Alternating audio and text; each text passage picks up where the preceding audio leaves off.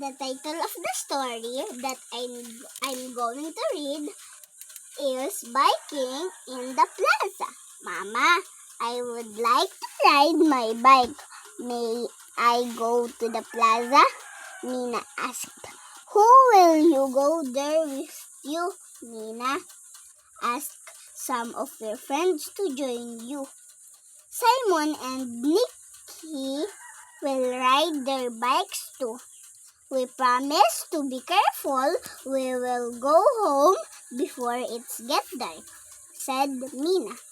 The three friends got on their bikes and went to the plaza. Many children were in the playground. 5 boys were in the swing. 2 kids were on the slide, and some were on the seesaw. Laughter could be heard everywhere.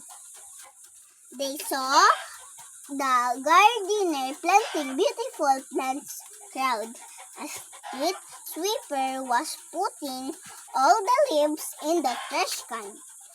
A cop in the motorbike was making his rounds after biking for more than an hour. Mina got tired. Come on, let's buy some ice cream. They approached the vendor. The ice cream was perfect for a hot, tiring day. Simon threw the ice cream wrapper on the ground. Pick that up, Simon. Let us help the street sweeper. He must be tired cleaning up this place all day. Oops, sorry, I did not think about that.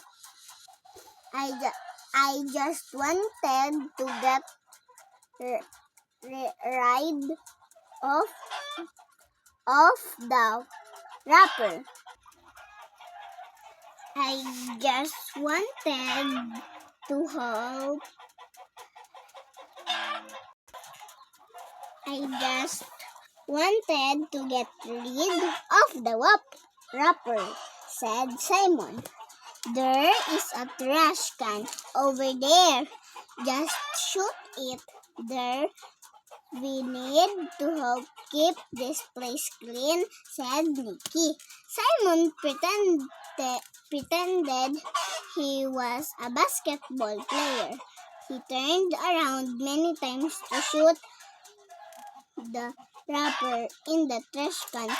He landed on the ground. He was not moving. Oh no, Simon, are you hurt?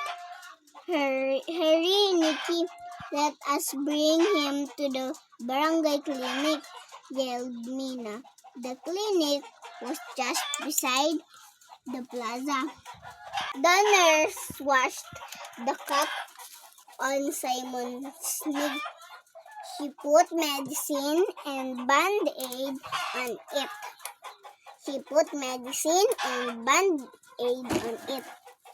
That is just a small cut, brave boy, said the nurse. Thank you, said Simon.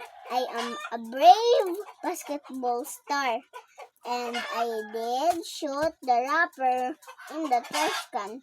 Great shot and great cut, said his 2 friends. They laughed as they all left the clinic. Good job. Now I'm done with my everyday reading habit. Good job, baby Kali. Thank you po, Mom. I love you po.